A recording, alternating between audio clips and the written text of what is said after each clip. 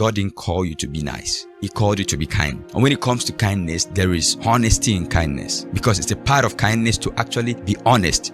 As I grew up, I discovered this. If you want to be in everyone's good book, you will miss yourself. You'll miss who you truly are, because you're going to pander to who they want you to be so that you'll be in their good books. You're not going to be honest with who you are. You're not going to be honest with what you want. I am a recovering people pleaser. I have actually been in a place that I've done things to gain approval from people, done things to be validated by people, done things because I was insecure, done things because I didn't know my self-worth. A people pleaser will love the neighbor more than they love themselves. They are loving the neighbor at the expense of themselves.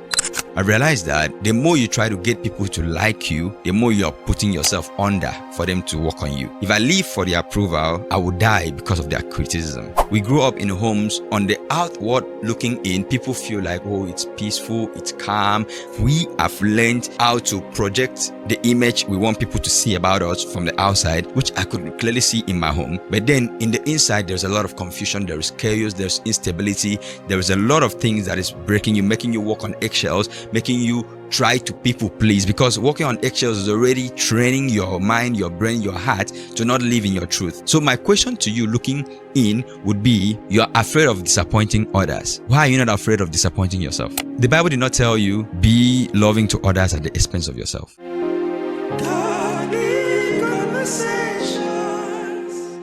Welcome to another episode of Godly Conversations podcast, and I am so excited to have you sit with me in another conversation.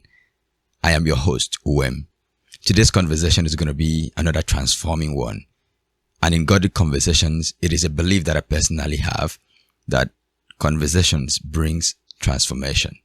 Because when there is a good, healthy, honest, open, vulnerable, and transparent conversation, there is room for transformation to be experienced. And in today's episode, I want to talk about the aspect of people pleasing.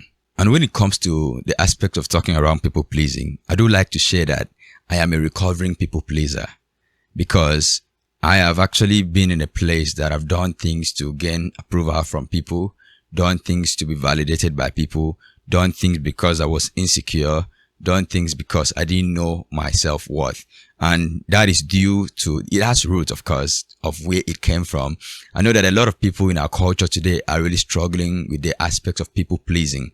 And sometimes there is something that people can't hold attention with. If I am not a people pleaser, doesn't mean I should be selfish. And I'm going to talk around that, because sometimes when someone who has been struggling with the ideal or the idea of being a people pleaser tries to change or to pivot, sometimes they struggle with the aspects of feeling selfish or feeling guilty for not being there for people that they want to be there for, and which I understand that.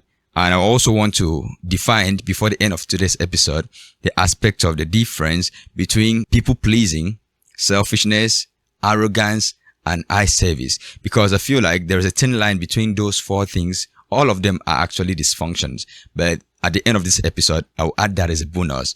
Now, to talk around this episode, I realized that people pleasing, it's almost, or it's a systemic thing.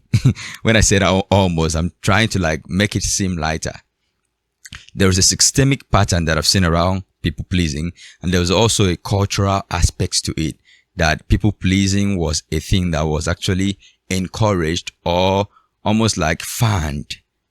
That it became a thing that we feel like we need to live like that.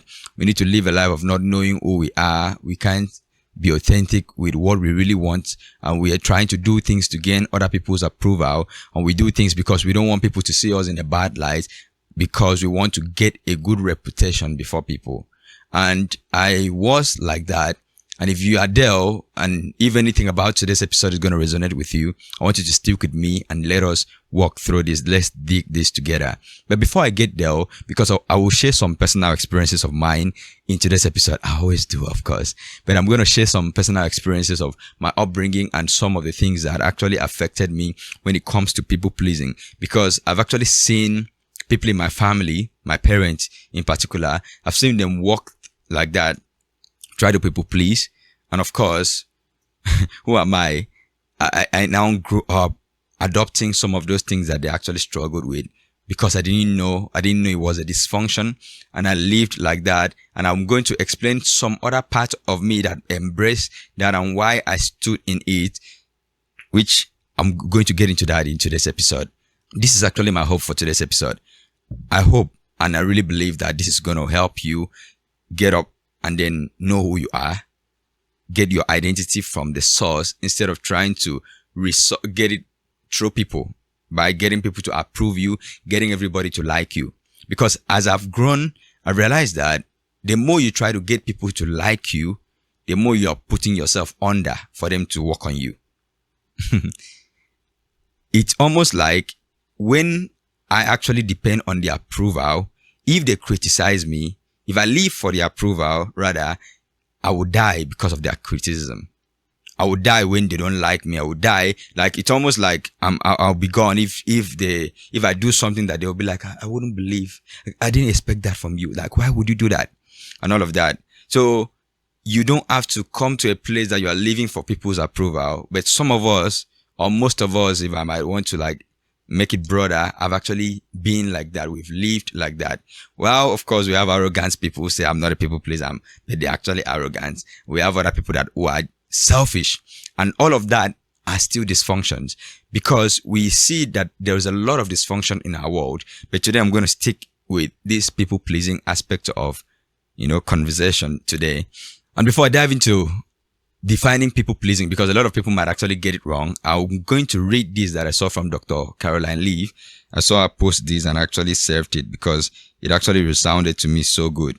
So she said, so many of us grew up in homes that looked fine from the outside, calm, stable, even loving. Yet underneath, there was confusion, walking on eggshells, and unspoken tension.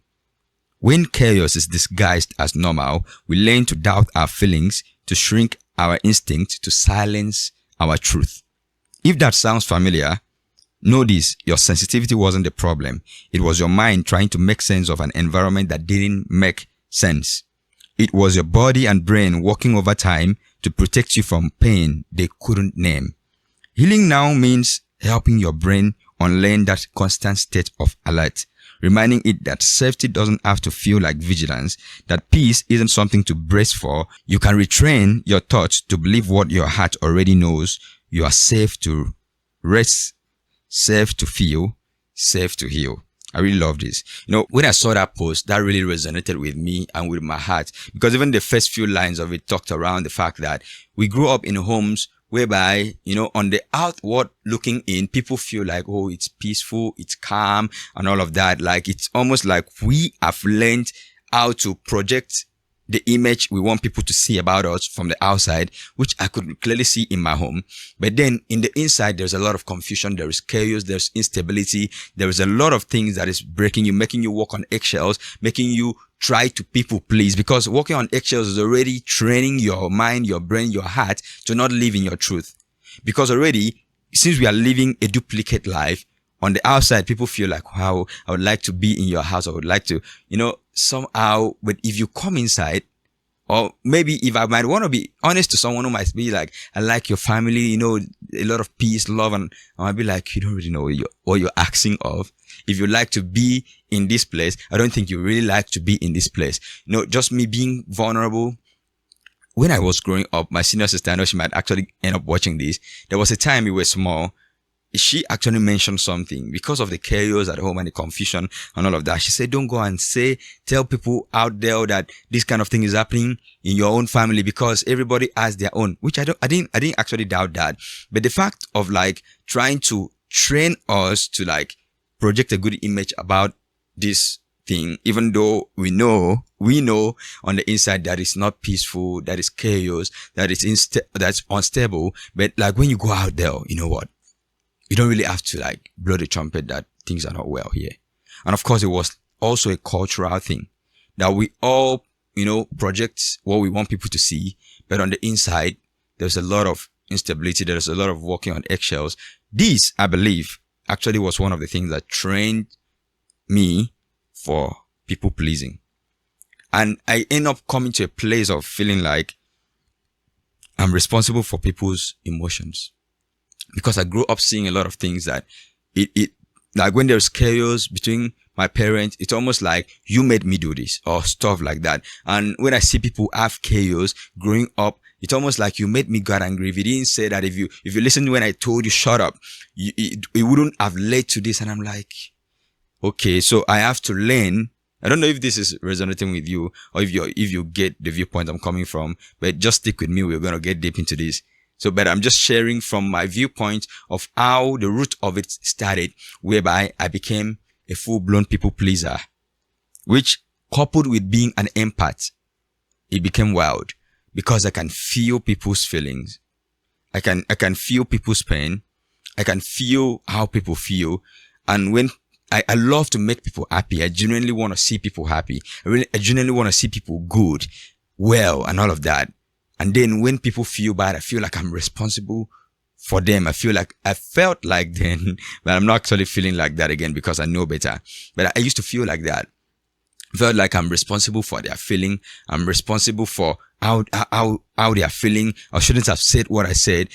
Yes, of course, I should take accountability for knowing what comes out of my mouth. But then, on a general scale, I'm not like responsible for other people's feelings and their emotions and what they think about me because I felt like I have to be responsible. I have to curate what people get to think about me by living a certain way to have them to project an image of them seeing me a certain way. Now, let me get down to this so that we can actually get to, wrap this episode up. And if you have questions around this, I want you to share the questions. Don't keep it to yourself. And let's talk. Let's have an extended conversation in the comments because your experience and your questions may actually help someone who is reading the comments. And there are a lot of comment readers who are looking for comments to read. But I realize that most of us in godly conversations don't like dropping comments. If you're one of those and you have something to say in this episode, please drop it. It will be a blessing for me to read through and know that this is actually resonating with you and for other people who are going to see that too. So let's get back to our regularly scheduled program.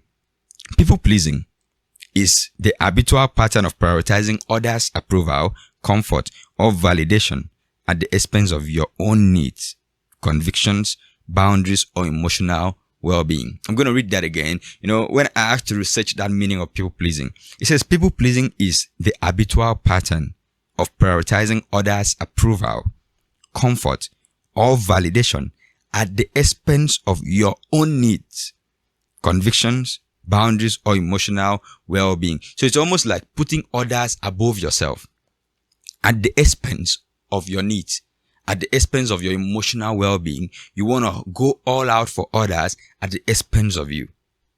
Serving people is good. I talked about service in one of the episodes here. Being a good person is good. But you know what is not good? Being a nice person. God didn't call you to be nice. He called you to be kind. And when it comes to kindness, there is honesty in kindness. Because it's a part of kindness to actually be honest. But somehow, the way I grew up, and my mom is a very kind person. I love her. I love you, Mom.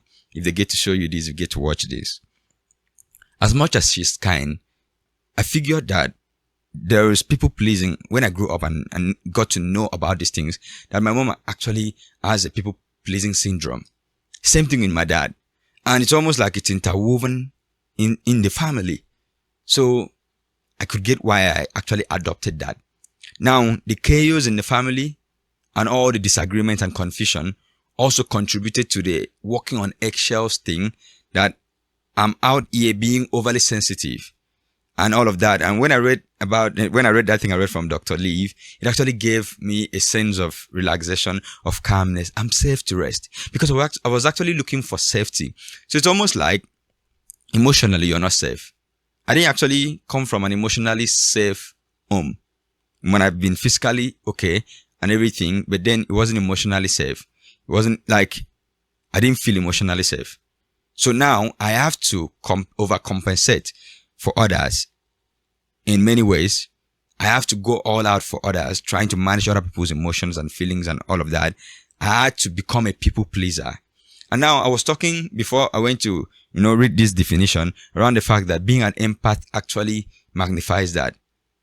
Because I can empathize with other people. I can feel what they feel. I can almost like, it's palpable for me what people feel. When they feel joy, I'm happy. when they feel sad, I feel like, oh, maybe can I do something? Is there some, like, almost like this anxious strike in me? If people would get angry with me, I used to feel a certain way. I don't want people to get angry with me. And also from upbringing, I realized that saying no was a problem because you are being groomed not to say no. Say yes, say yes. So it's almost like there's a cultural and systemic thing that actually promoted people pleasing. And you as a person, now that you have gotten to know better, or if you didn't know, as you're listening to this, when the knowledge comes to you and you are embracing it, you have to come to a place of reinforming yourself that this people pleasing is not where you ought to have been.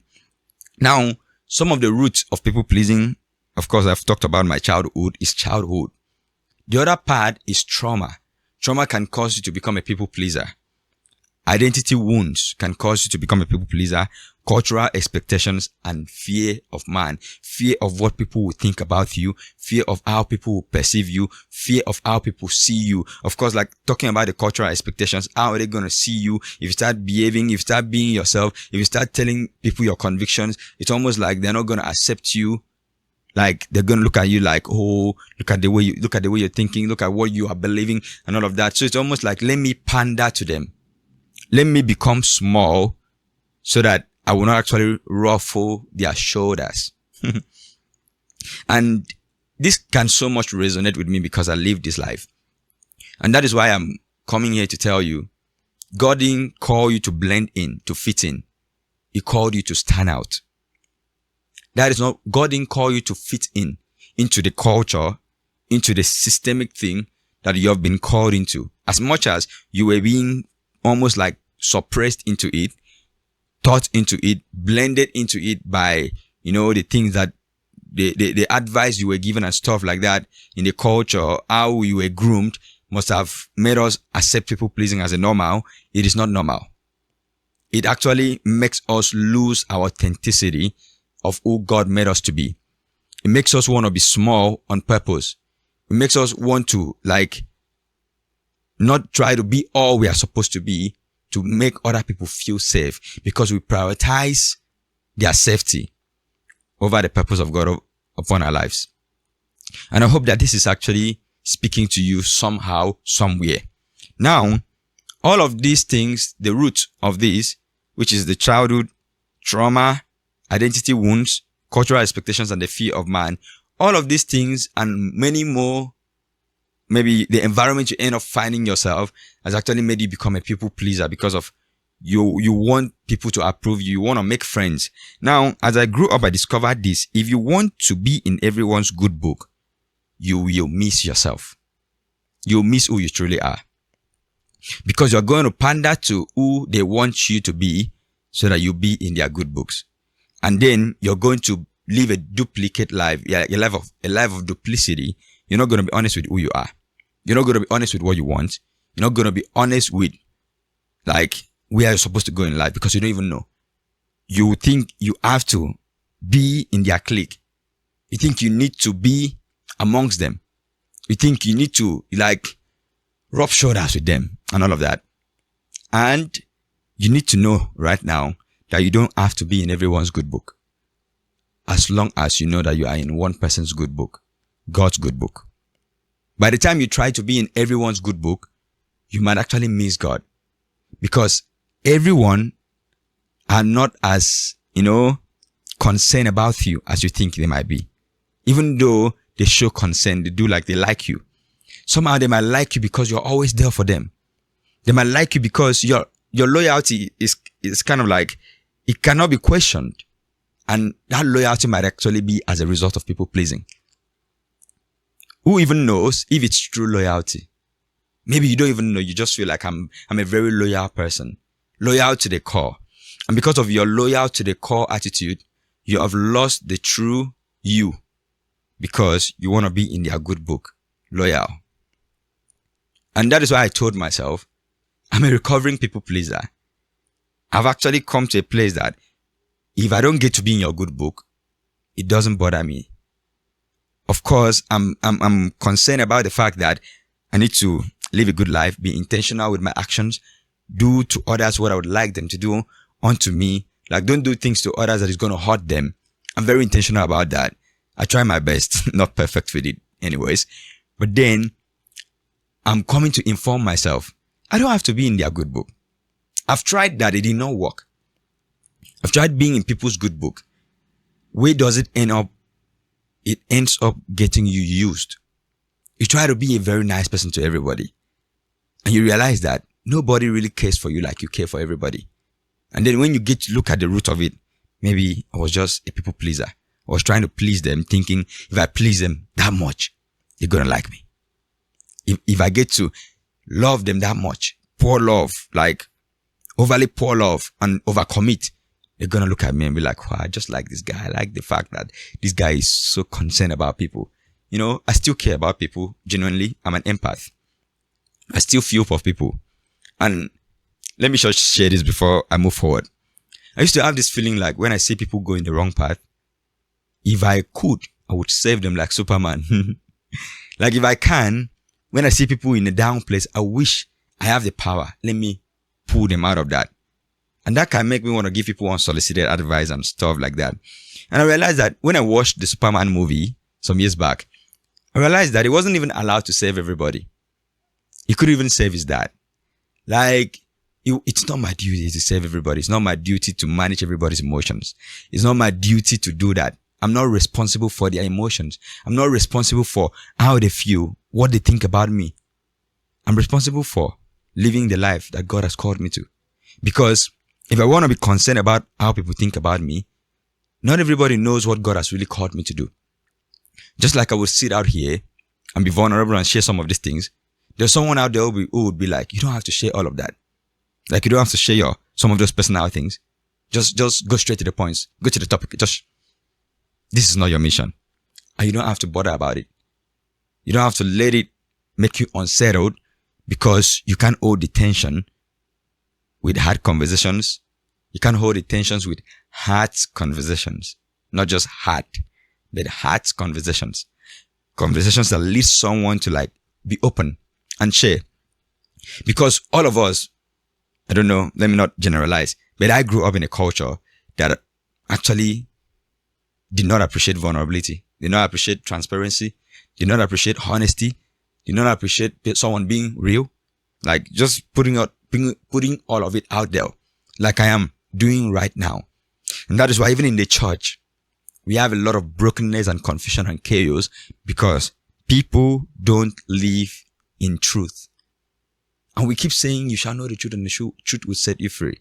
When you're not even true to yourself and even to the gospel of Christ that you're talking about, because you are not the real you. You've been pretending all the while. Like I was in this religious system too. I grew up religious, pretended, did all these things, and I can tell categorically that some of these things really pushed a lot of people-pleasing vibes. I'm just going to use that. A lot of the things that was done religiously pushed a lot of people-pleasing vibes. It didn't push like these godly vibes. It was like you have to overcompensate because it's almost like God's love was dependent. God loving you was dependent on how much you get to do. So now we bring this to marriage, relationships, friendships, that the more I do for you, the more I gain your approval. You approve of me, the more I can do. But that wasn't even the case. Anyways, let me give you the scripture that has been popping in my head all this while that I've been talking. Is when Jesus said, like it's actually in the law, love the Lord your God with all your heart, all your might, all your soul. And the second part is my focus. Love your neighbor as you love yourself. As you love yourself.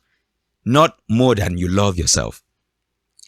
A people pleaser will love the neighbor more than they love themselves. Because they are loving the neighbor at the expense of themselves. Just like someone who is a people pleaser and gets into a relationship, definitely you're going to overcompensate to get them to love you because you feel like if I love them more, if I add a little bit more, I'm not saying you shouldn't be intentional. I'm not saying you should not be consistent. I'm not saying you should not be committed. But then there is a difference between being a people pleaser, loving someone who does not love you, and you're loving them that much because you want to get them to see you, to love you. No, if you love them because you just love them without trying to gain a result back, there's no issue with that. But of course, when it comes to relationship, it's always mutual. It's always symbiotic. You love me, I love you.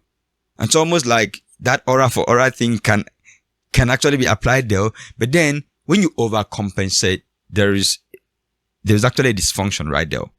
Because you're trying to do this, let me love this person, because if I love bomb them, maybe they will get to love me. Or if I love them that much, if I overcompensate, I mean it. I'm not trying to love bomb, like I'm just genuine with this love, but it's actually from a dysfunctional place. Because you are trying to people please. You're trying to please them to get them to validate you, to approve you. Oh, they might even be like, thank you for pouring so much love to me. Nobody has ever loved me the way you do, but still, they don't want to commit to you. So what is the problem? And now it gets you, all your anxiety start coming in, like all hell has broken loose. Like all your anxiety start rushing in like a flood. And you start feeling like, are they going to leave me? Am I going to be rejected? Oh, like, say something. Anyways, so I digressed, but I'm back. So people pleasing, these are the pain points that actually research that people go through when they are struggling with people pleasing. Difficulty saying no without guilt. And talking around this, if you have difficulty saying no without feeling guilty, it's actually a sign of being a people pleaser.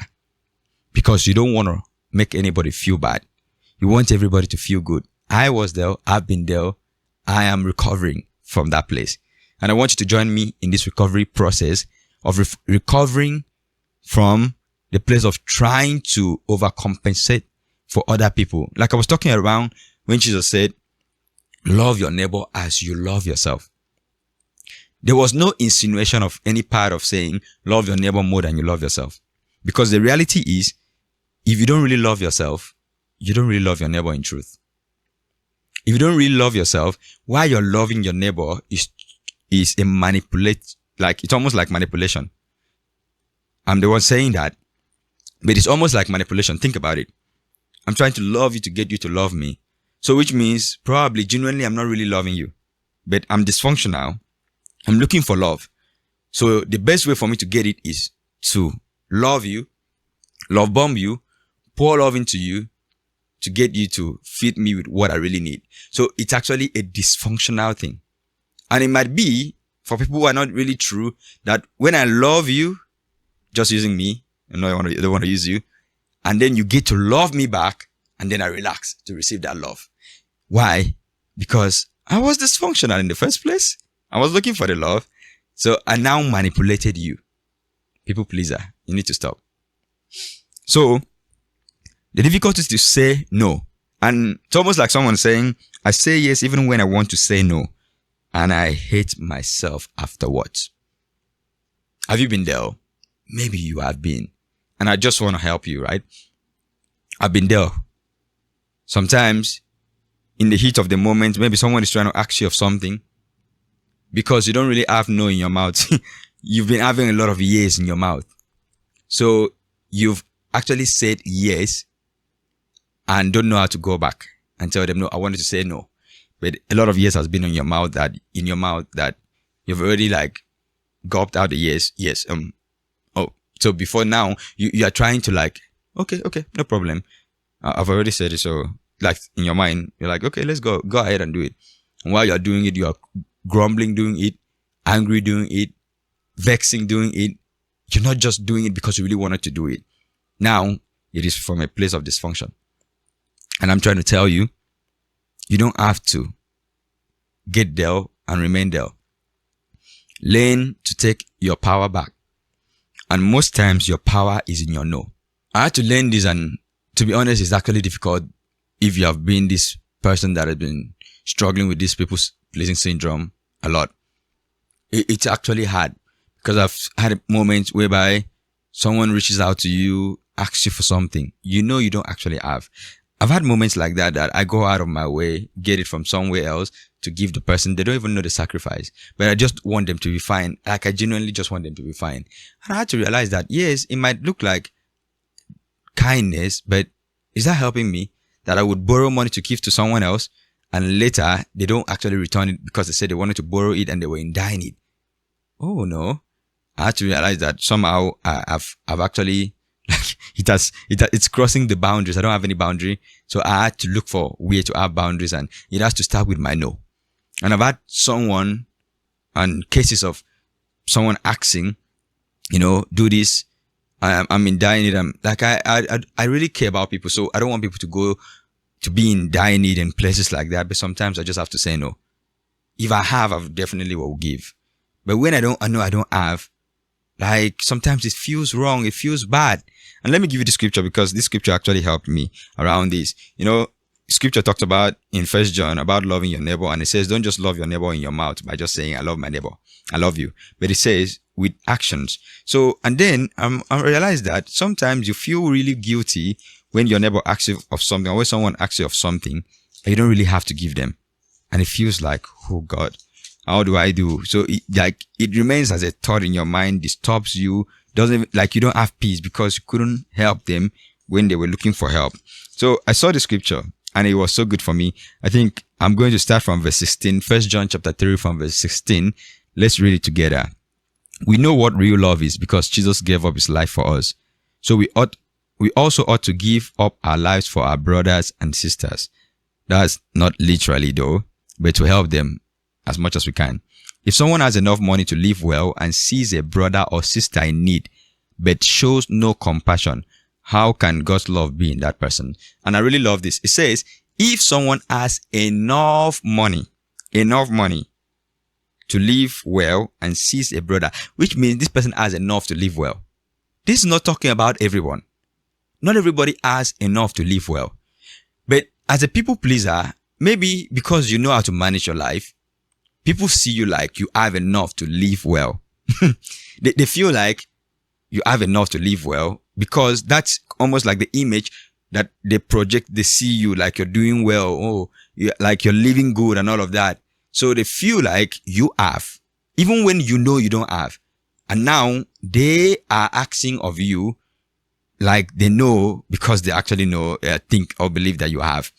And when you say no, or if you want to say no, and again, if you are a people pleaser, you struggle to say no because you are like, what are they going to think about me? They're going to think that I don't want to help them. They're going to think I don't want to come through for them. I really would like to come through. And sometimes I learn the language that I'm like, I really would like to help you right now, but I'm not actually, able at the moment. Maybe when I do, I actually would help. I had to learn that language because somehow I don't know how to say no, just I don't have.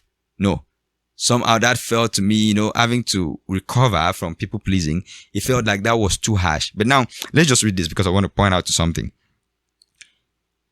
Scripture says, if a brother actually has enough money and is living well and sees a brother or sister in need but shows no compassion, how can God's love be in that person? Of course, there are people like that. Those ones are the selfish people, which I talked about that before the end of this episode. I'm going to differentiate between people pleaser, selfishness, arrogance, and then the person who is actually doing eye service. Verse 18 says, dear children, let's not merely say that we love each other. Let us show the truth by our actions. Our actions will show that we belong to the truth. So we will be confident when we stand before God. Verse 20, this is the point I was going to. Even if we feel guilty, God is greater than our feelings and he knows everything. 21, dear friends, if we don't feel guilty, we can come to God with boldness and we will receive from him whatever we ask because we obey him and do the things that please him. Now, going back to that verse 20, which I really want to sit. I don't want you to get confused about this. It says, why did he say if we feel guilty, that God is greater than our heart? Sometimes we don't have enough. And maybe a brother or sister that asks of us makes us feel like we actually have enough to help them, but we don't want to help them. But we know that we don't have. And God also knows that we don't have. Because God is not in their mind believing whatever thing they think. God is not asking them of recommendation. What do you think that brother was thinking? Or what do you think was their situation? Okay, let me use your thoughts to judge them. No, God doesn't use anybody's thoughts to judge us. He doesn't even judge us. He loves us. God knows you. He knows where you are. And he says here that God is greater than our feelings. And he knows everything. So I really love that because he said God knows everything. God knows if I'm lying or not. God knows. Yes, you have a budget, so not like you're lying. And somebody is coming in at the wrong time to ask you. Unless God leads you to do it, then you do some things. But in terms of helping a brother or sister, I don't know if I'm actually overstretching this, but just get to hear me that I'm trying to say that feeling of guilt that you don't know how to say no comes in because you are afraid of what they are going to think about you, and not just think, what they are going to say about you. I've fallen victim to this many times of like me imagining, what if I don't help this person now? If I don't stand in for them now? If I don't accept them now? What are they going to go say to other people? And what are the people going to say about me? So because I'm too bothered and worried about what they are going to say about me, I end up putting myself in a situation that I would have avoided by holding my power and saying, no, I can't right now. I cannot do this. I can't accept you right now. I won't do this right now. And that, you need to learn how to take your power back, because that was a programming from when you were small, that when you want to say no, the culture, people at home are telling you don't say no. They are teaching you to say yes. But it's natural for you to want to say no, because meet a child and ask them, you can even buy something and give to a child and tell them, give me. And they say no, because it's one of the first words they learn. So wouldn't have that been a natural for us, so that now you only be taught compassion, love, and taught to be generous, instead of being broken to not say no, to not hold on to your power.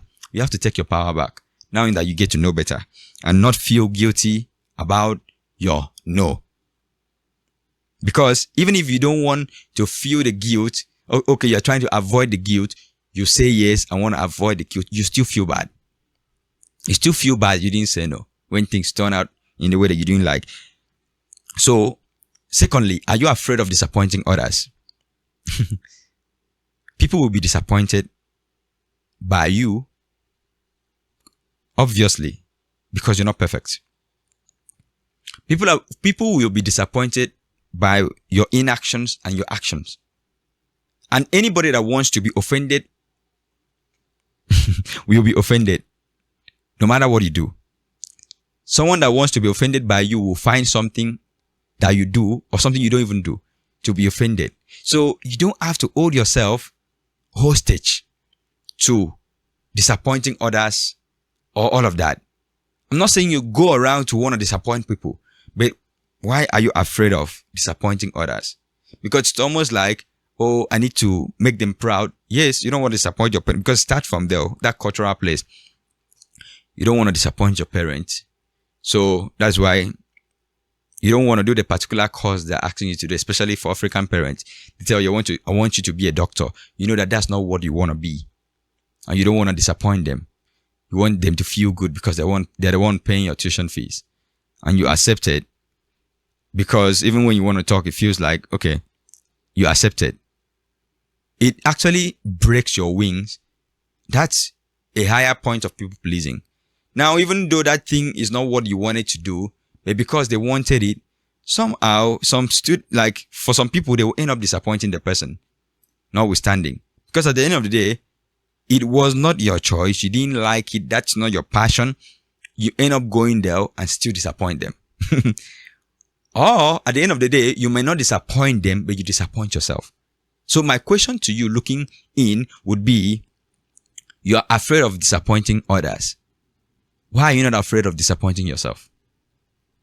Because the Bible did not tell you, oh, be loving to others at the expense of yourself. But it says, love others from the overflow of the love you have for you. Because you have to love you to be able to love others. Love others as you love yourself. If you love yourself, you care for yourself. You love yourself. You don't want to be hot. You don't like that. From that overflow, like I talked about service in one of the episodes around service, you are serving others out of the overflow of the service you've given to you. Your car can only serve you out of you serving the car. You can't serve others when you've not served you.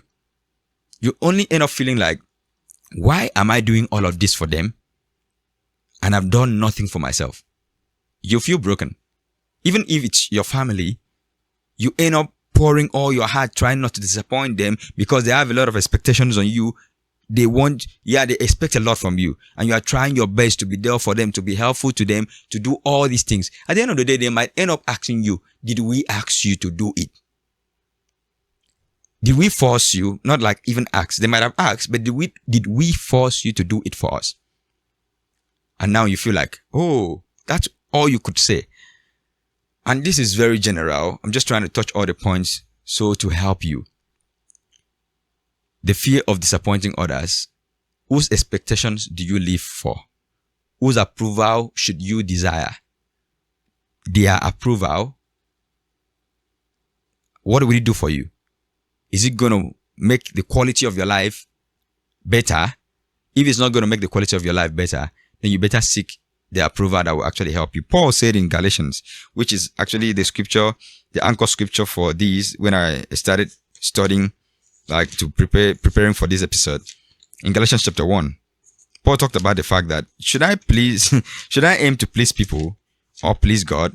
And he says, if I start pleasing people, I will not actually please God. And that is it, because it starts like that. If you start pleasing people, you won't please God. And at the end of the day, even you might hate yourself. Galatians 1 verse 10. Obviously, I'm not trying to win the approval of people, but of God. If people pleasing were my goal, I would not be Christ's servant. Why did Paul say this? He was talking around the gospel of grace, and him saying that he lived in a religious environment, Jewish as a Jew, and he practiced the life of a Pharisee. And if he wanted to please people, he knows exactly what he would have done. He would have not preached the gospel of grace, of God's grace, radically like he did. He would have done things that they would like him. But they didn't like him because of the way he preached the gospel. That they had many things against him. Oh, shall we continue in sin that grace may abound? Those were questions that Paul was asked because of how radical he was taking the gospel. And which the gospel should be preached that radically, if you are being honest about the Bible and the gospel. Anyways, I don't want to digress and go to that. But Paul was so radical with his view towards Christ, and he was like, there's no other gospel except that of the cross of Christ, the gospel of grace. The gospel of Christ is the gospel of grace. And even in Galatians, he talked around the fact that you don't fall from grace when you sin. You fall from grace when you go back to the law. Those are hard statements that he made. And these are the things that they were expecting him, that he should have, pandered to the law, tell them to obey the Jewish law and all of that. But I just wanted to give you a slight context to what Paul said. But bringing it to our context, Paul said, should I long to gain people's approval? He said, obviously, the way I'm living my life, I'm not seeking anybody's approval. I'm seeking God's approval. So what I would tell you when you are actually fearing the disappointing others, I would ask you, whose expectation are you living for? If you're not living for the expectation of heaven, then you should make a U-turn right now in your life. If you are living even for your parents, you shouldn't live for their expectations. The expectation of heaven is that there is a mantle on your life. There's a purpose on your life. There's something God has called you to from the womb. There's something God has called you to, and you should aim to discover that and walk in that purpose. If that is not the expectation you're living for and you're living by, then living for any other expectation will lead you to want to people please, to gain people's approval, to get everybody to like you. And the more you try to get everybody to like you, the more you lose yourself for it. And Paul said, I'm not about here people trying to people please, because if people pleasing were to be my life, I wouldn't be Christ's servant. I know what to do if I were to go there. Because once I start people pleasing, I won't be able to serve Christ. I won't be able to be honest with my walk with Christ. I won't be able to be sincere from my heart with Christ. And I'm telling you right now, your expectations should change. What are you expecting of yourself? And what is God expecting of you? If you are focusing on that, you lose the fear of trying not to disappoint others because you're not living for their expectations.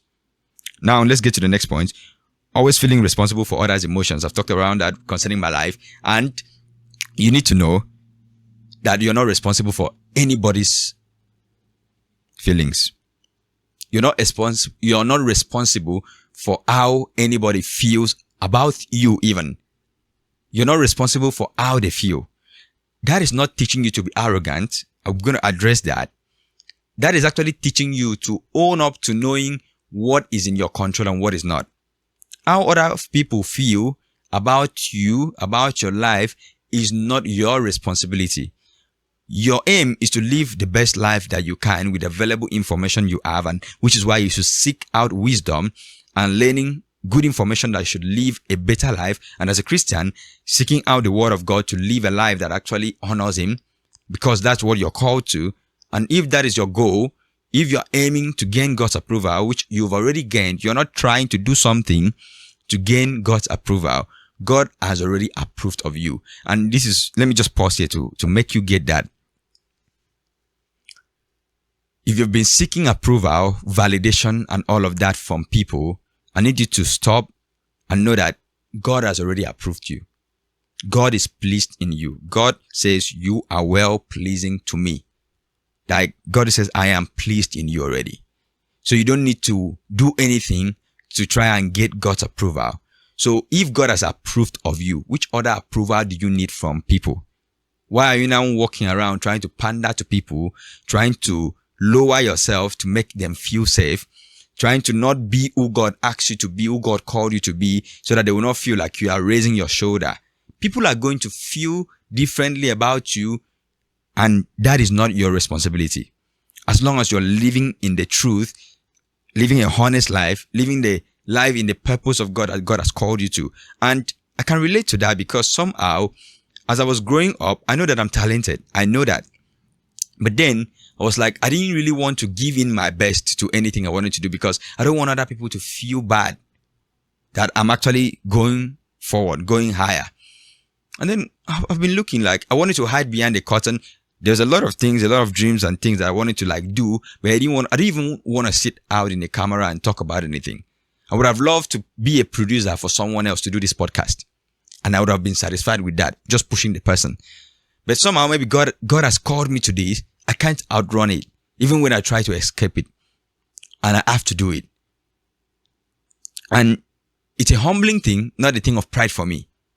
Like I'm sitting out here. It's not even like, yes, I feel fulfilled after this, and which is the best feeling that I get. When I record, when I'm done with everything and post it and then release it, I feel fulfilled. And that is the best thing for me. I don't feel proud or anything, but just fulfilled. And that is what I'm looking for. So now I'm not responsible, going back, for how people feel when I am walking in my purpose. I am not responsible for how people feel when I stand out. I am not responsible for how people feel about me when I become who God calls me to be. I am not responsible for their feelings. If they feel insecure because I'm walking in purpose, so be it. Because their mind is failing them. They are thinking wrong. How people feel, they are responsible for their feelings. I am responsible for mine. I can't control how they feel. Of course, I can affect how they feel if I behave wrong, but I am not actually behaving wrong to affect them. But even if I affect them, just like somebody coming to offend me, it is a choice of mine to take the offense. And it is also my choice not to take the offense. Which means I hold myself accountable and know what I'm responsible for. And I don't let people ruffle my emotions like that to get me offensive or to offend me and I take the offense. They can offend me, it's allowed. Offense will come, but I'm not going to take the offense. Anyways, let me move forward. So I'm just going to read these ones. Avoiding conflict by all means is also a sign that you're actually struggling with people pleasing. So you don't want to you don't even want to disagree with someone. You would prefer being a peacekeeper than trying to make peace because you avoid hard conversations. You avoid anything that will make you disagree with someone because you feel like, oh, I don't want him to feel bad about me. I don't want him to see me in the wrong light. That's not helping you anyways. So feeling fake because you're not expressing your true opinion. I think I've covered that. And losing your self-respect because you don't love yourself. You're loving people at the expense of you. That's not what God called you to. And then resentment will now end up building silently, which is bitterness will end up building silently because you've allowed yourself to embrace people pleasing instead of coming out of that and telling yourself, why was I even doing this? Why couldn't I say no? Simple N-O. It's simple, hard to say. There are people that are so good with that, and sometimes I wish I can be like them. And as a people pleaser, I'm just gonna be real with this. If when you meet someone that is actually very good with their no, it hurts you. Because you're like, how about I would say, but you would say yes, but they are saying no. They just tell you, no, I'm not gonna do it. You feel, and somehow, if you're gonna be honest, you might envy that person. I wish I can just like sometimes say no like they do. And you have to learn to take your power back and learn to say no. Anyways, let me rush down to this because I wanted to talk about this cultural and the systemic pattern of people pleasing that was actually inculcated into us through the upbringing and grooming that we received in the culture. You know, I talked about my story of my childhood and not feeling emotionally safe, which led me to become a people pleaser, which I've actually seen my parents be people pleasers in their own way.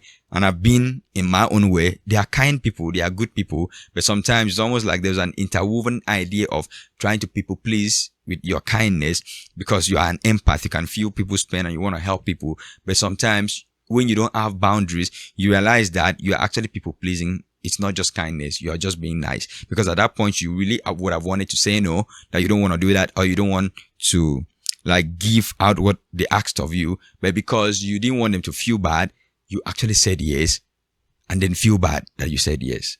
Feel bad that you gave whatever thing you gave out. Feel bad that you should have said no, but you did not say no. And you don't need to stay there. You need to build boundaries around your life, around your mind, mentally too, because somehow it's easier said than done. You want to say no, but somehow in your mind, you're like, I don't just want people to have any negative about me, but definitely people are going to have anything they have about you. Culturally, people pleasing has been strengthened. You're avoiding cultural shame in most places. So like, there's this particular thing I want to talk about because somehow they can use this cultural shame to shame someone even into marriage.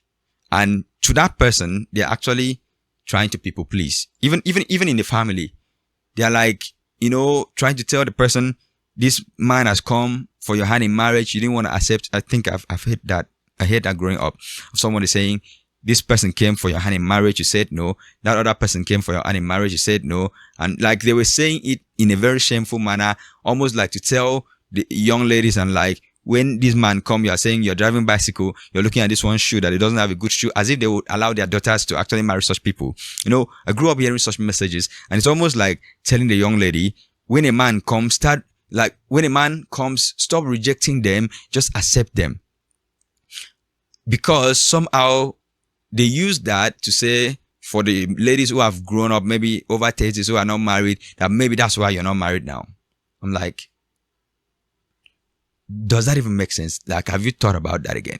Anyways, there are nuances to that, which I don't want to go into. But for me, that can bring a lot of shame that someone, maybe in a particular environment, based on the culture of that place, they don't want to keep rejecting people. So they just allow the people-pleasing syndrome. They just want to let them just get married and avoid this shame. Avoiding the cultural shame of like, the way people think about ladies in their mid-30s or 40s or all of these, they feel like you've wasted your life and done a lot of things. So maybe let me just get married so that I would, avoid the shame of the environment. And probably you end up entering the wrong marriage if God doesn't help you, or you become so desperate that you just pick the next available boss, like human, that comes around. And maybe, probably, using the boss as an analogy, the boss doesn't have enough fuel. 1 year into it, everything is collapsing. Or in another way, the boss is faulty because there's a lot of dysfunction in that car. You can't even take it to the destination. And then you can't even celebrate more than 5th anniversary. You can't even, like, some people can even live there for very long, but they don't enjoy their life. And that is people pleasing culturally and systemic, that you are avoiding shame and you get into the wrong thing.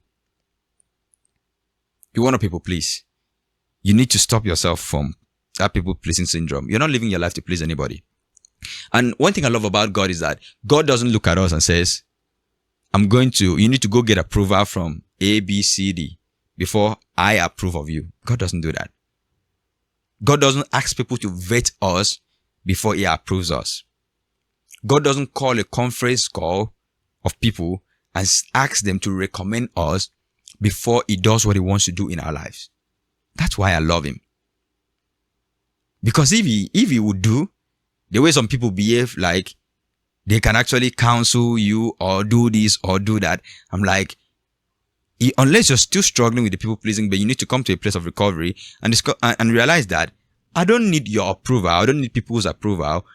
I need God's approval, and he has given that to me. So the opinion does not actually lead my life. God's opinion does. Their opinion, as much as is valid to them, isn't valid to me. Anybody's opinion about me, I think about that for myself. The opinion is not valid to me. It might be valid to them. I'm not trying to deny the opinion, but that's the opinion. It's theirs. They are entitled to it. I am not entitled to their opinion. And it's not valid to me if it's wrong, if it's not completely who I am. If it's not who I am, I can't receive it. So God doesn't go around asking for people's opinion for him to approve of us, for him to approve of you. God has already approved of you. He says, you are my beloved son. You are my beloved daughter. And I am well pleased in you. So God is already pleased in you. And he's not saying you have to do A, B, C, or D before I am pleased in you. That is from a human. From a human standpoint, even in the church environment, they might tell you need to do this, and the third before you get this position, which is allowed because there are actually like patterns and blueprints for things like that in organizations and stuff. But then when it comes to God, God doesn't ask you to, do this transactional thing for him to approve of you. He has already approved of you. Amen. So there's another systemic thing that strengthens people pleasing, which is like just obeying elders, even when they are harmful. Oh my God. I felt a victim to that because I grew up, and because of, like I talked about, the chaos in my environment, I actually became a very rebellious young man. I was very rebellious. You might look at my face, it doesn't look like it anyways. But I became rebellious in a way that I can stand by my word, and I can actually fight against, I don't like authority. And I actually have been struggling with that, but I'm not going to go into talking around that. Because most people, when they have authority, they want to use it to oppress people. And I hate oppression. I hate people that want to oppress. Like I don't hate the people. I hate what they do. Let me clarify that. I hate the fact that people try to use their authority or position to oppress people, other people, who they feel like they are above. So sometimes I find myself actually having conflict or friction with people like that who are in authority or with authority itself. Because growing up and hearing these kind of things that they say, you have to be respectful to your elders. And I've come to realize as I've grown that respect is actually earned. What happens when an elder is harmful? Should I still be respectful to that elder who wants to harm or hurt me because they feel like they are in power or they have been empowered by the society and culture? Can't I be honest? Can't I tell the truth? Can't I say no? But because it's like culture, and this culture was built on the wrong blueprint, because the elder now can do anything they want to do to this younger person and go scot-free. Why? Because they are the elders, and at the end of the day, in their elders meeting, the elder will be approved that they are the elder. So they are the one that are saying the truth, and the other person, because they are the younger one, must be lying. So the elder is always truthful. Is that what you're telling me? So when it comes to that, that can strengthen people pleasing so much that you're like, the elder is going to win the case anyways. So just stop fighting. And that is actually what led me to a wrong place, because I kept hearing this thing, obey before complain, obey before complain, obey before complain. And I couldn't know how to receive that or accept that, because where is that from? Obey before complain in the context of an harmful situation. Someone tells me to do something that is not going to be helpful. I know this is going to hurt me somehow, but because they are my elder or in authority, I should do it. I should obey before complain. I feel like at that point, I don't know how to obey before complain. I actually complain first. Anyways, I'm still learning. I'm still growing. But if you want to apply that in that kind of situation, I don't think I can obey that. I don't think I will stick to that. And that is why I had to learn how to just get off of this people pleasing thing so that I wouldn't even feel guilty when I stand my ground and do some things. Because I won't let people oppress me when I know that I can actually do something to get out of that. First of all, the way I experienced my abuse was the thought that kept me from even reacting out and allowing some things that because I didn't even know what was about to happen, but I obeyed before complaint, and it put me in trouble. It put me in a place that I was molested. Because I know myself, I really wanted to turn off and run and all of that, but a lot of thoughts that was poured into me as a young boy was like, obey before complain. So the person told me, lie down here, carry cane. I'm like, I didn't do anything. So I had the right to have like resisted a lot of things. And which is why I blamed myself so much when I was molested. And I'm like, I could have done this. I should have done this. I would have done this. Coulda, woulda, shoulda. But I didn't do that. Like, I didn't do any of that. And I felt bad. I really blamed myself for years. So I don't know, but maybe it's just me. But I'm not going to sit in a place of people pleasing. I'm recovering. I'm still recovering in some of the light areas. But when it comes to, I'm recovering in the gray areas that I didn't know. But when it comes to some of the big areas, I feel like I can really be rebellious about some things. And I can speak up for myself when the need comes. So, anyways, let me leave that. But there's this cultural and systemic thing that has been strengthening people pleasing. And if that is what has been holding you on a chokehold, you need to come back and ask yourself, can I speak up? Can I be honest? Can I stand for myself? Can I love myself first? Beyond this culture. Because some of this culture are not serving you the best way. Some of this culture serves people pleasing at the expense of your honesty. Amen.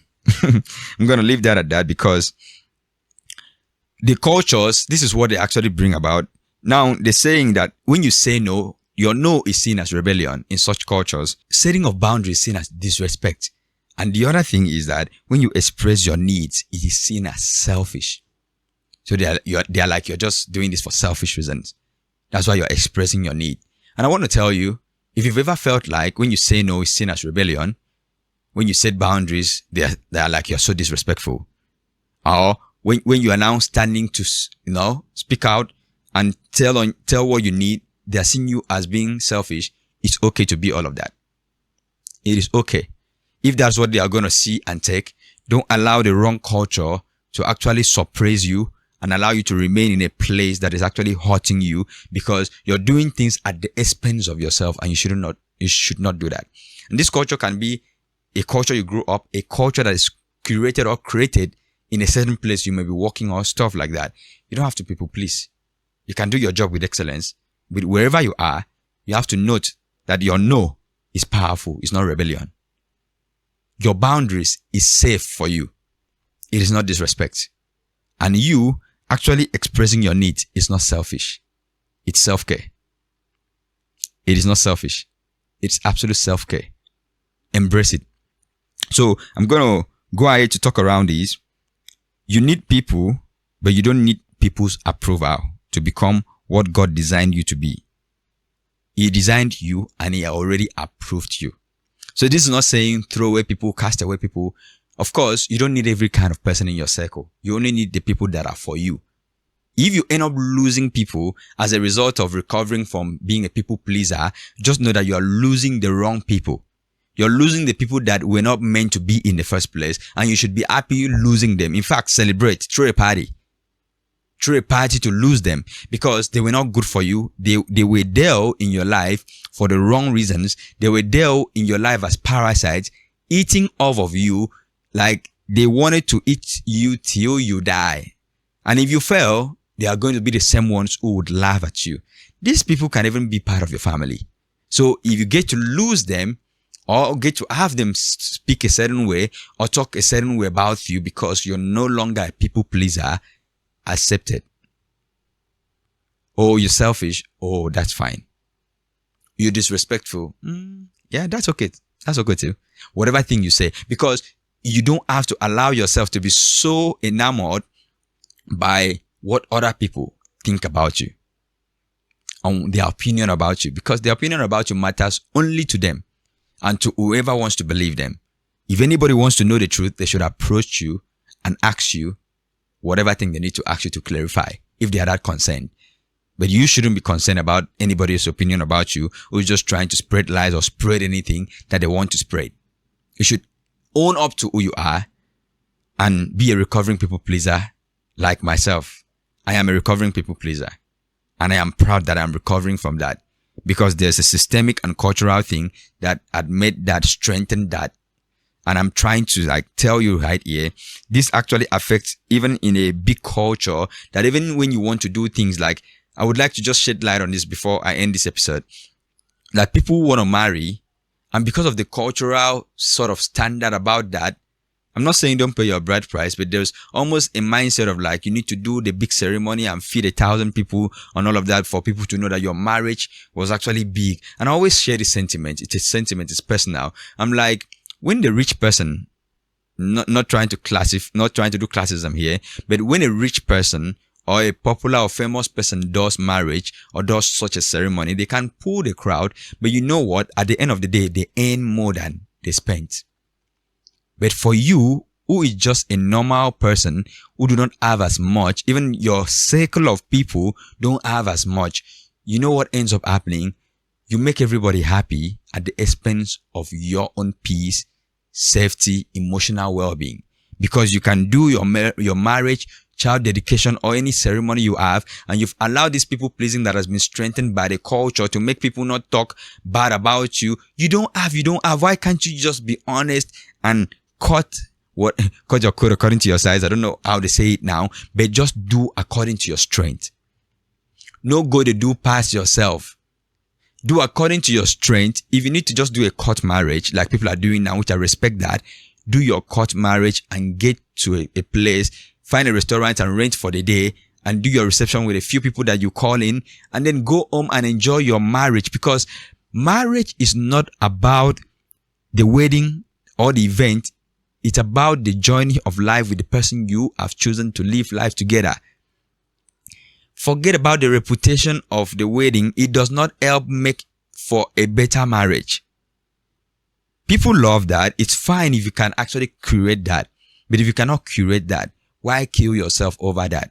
That is your people pleasing, actually acting out in a very loud way. And at the end of the day, you finish the event, you are owing debts on top of that. You're owing people.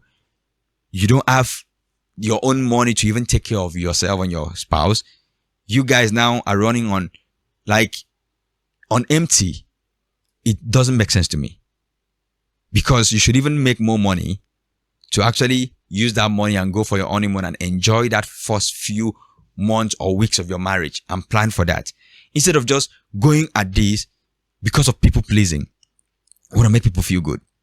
Anyways, I'm talking about this because it's personal. When my senior brother did his marriage, I knew he spent so much. And then at the end of the day, upon the fact that there was enough food to eat, someone could have the guts to still say, yeah, there was so much food to eat in this marriage, but even after all the food that was eaten, we did not even find something to drink. Anyways, my sisters were around me. I think if they are here, if they watch this, they will actually remember. And I was like, just imagine this. You've eaten well. You are the one that has confessed there's enough food, but you're complaining that you didn't see enough drink to drink. Oh, so this coming for this marriage was not even about supporting this person. It was about what you need to get. Then let's scrap it off. Let's scrap off all the big ceremonies and inviting 1,000 people or more to come to a marriage ceremony that should be intimate.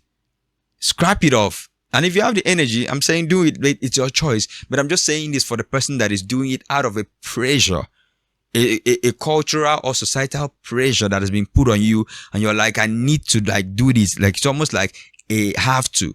It's not a have to. You don't have to do it that way.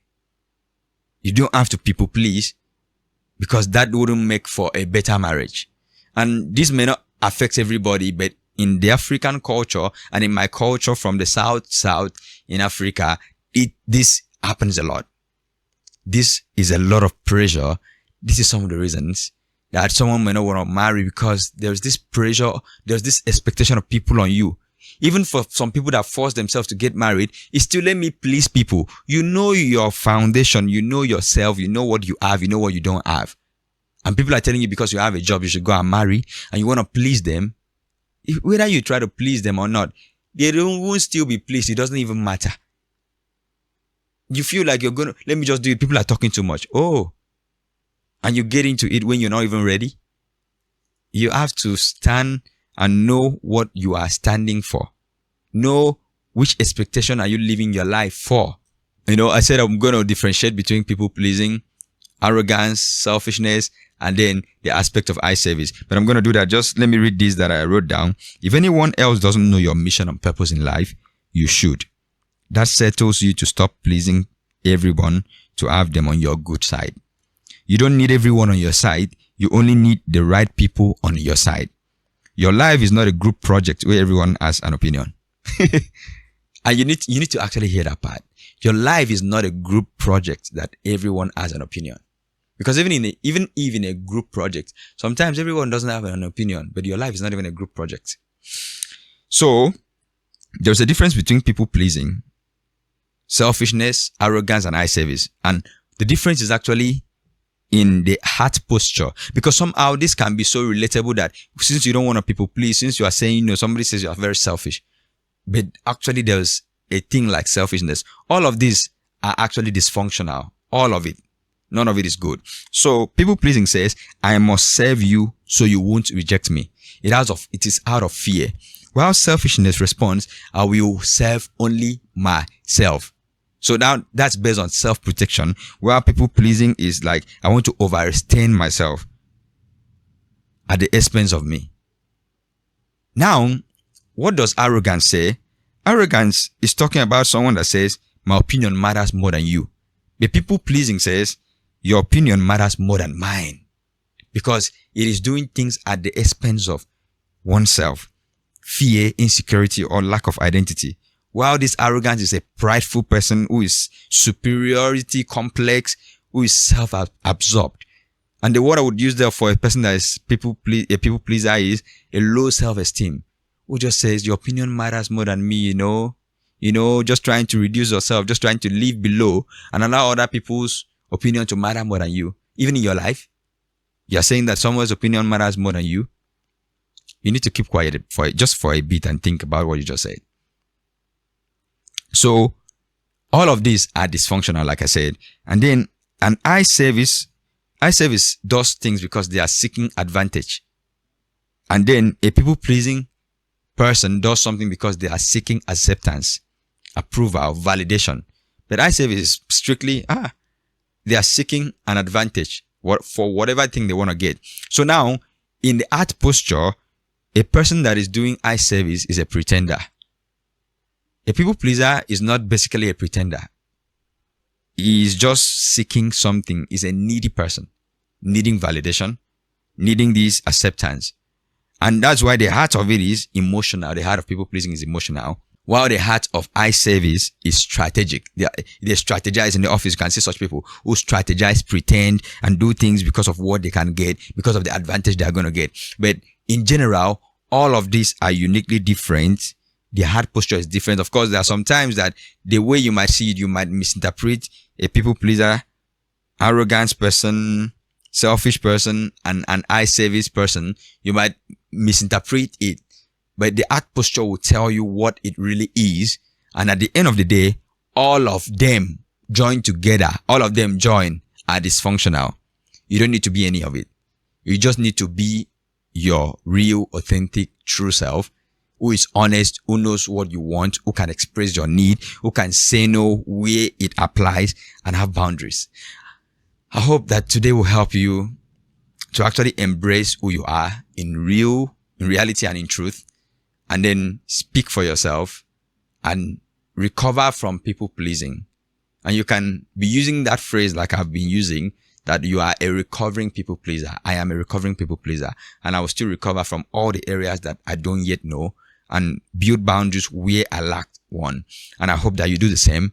And at the end of this episode, which I'm ending now, you never feel guilty for saying no, or feel guilty for not reaching out when you knew that you shouldn't have reached out. I love you, and see you in the next episode. If you are yet to subscribe to this channel, do me that favor, hit the subscribe button, and then share this episode to someone who you know. Even if you don't know it's going to bless them, send it to them. They may not even know that they need it, but somehow they actually may really need it. And let me know in the comment section which part of this episode has really been a blessing. I love you. Bye.